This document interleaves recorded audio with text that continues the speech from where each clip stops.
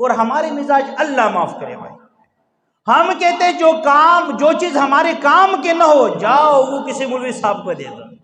جب کوئی بندہ مر جاتا ہے قاری صاحب، ادھر وہ بھی نہیں ہوتا ہے، خیر عام شہروں کی بات کر رہا ہوں، وہ بھی اچھی وقت کی بات کر رہا ہوں، فوتگی ہو گئی بھائی گھر میں، اب میت نے بہت سی چیزوں کو چھوڑا ہے ماشاءاللہ خورشید بھائی، اس کے اندر 50,000 کا موبائل بھی چھوڑا ہے، بہترین سعودی عرب سے جناب 25,000 کا کمبل بھی چھوڑا ہے، وہ جو جناب موٹی گدا وہ بھی چھوڑا ہے، ڈبل بیڈ ماشاءاللہ بھی چھوڑا ہے۔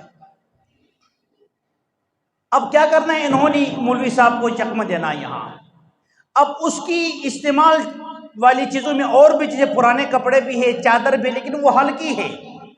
مولوی صاحب آپ بلائے ختم پہ، بھائی آ جاؤ جنا ہمارے مرحوم کے لیے ختم پڑھانا ہے۔ مولوی صاحب کیا وہ سارے چیزیں سامنے رکھی، اچھا ختم پڑھانے کے بعد ان میں وہ دیکھیں گے وہ موبائل آپ کو نظر نہیں آئے گا، حالانکہ وہ بھی تو بیچارے کا اس مرحوم کا استعمال، وہ بھی چلو مولوی صاحب کو وہ قیمتی کپڑا وہ بھی نظر نہیں، وہ دکھا کر کی اپنے لیے استعمال میں، جو چادر پھٹی ہوئی جس کے اندر 2-3 سوراخ ہو، جو کپڑے 500 کا ہو، وہ مولوی صاحب کے ہاتھ بھی نہیں کرتے۔ ہمارے مولوی صاحب بھی، ان کا بھی جنا خدا حافظ ہے، یقین مانے۔ وجہ کیا ہے؟ ہم نے جب اس رب سے تعلق توڑا، بندوں سے امیدی لگائی کہ یہاں سے میرے رزق کا بندوبست ہونا ہے، اللہ نے اس مولوی کو ان لوگوں کے سامنے رسوا کر دیا۔ اللہ کی قسم، رزق کا مالک وہ ہے، یہ لوگ تمہیں کچھ نہیں دے سکتے ہیں، اس رب سے تعلق جوڑو، ان لوگوں کے سامنے سنت بیان کرو۔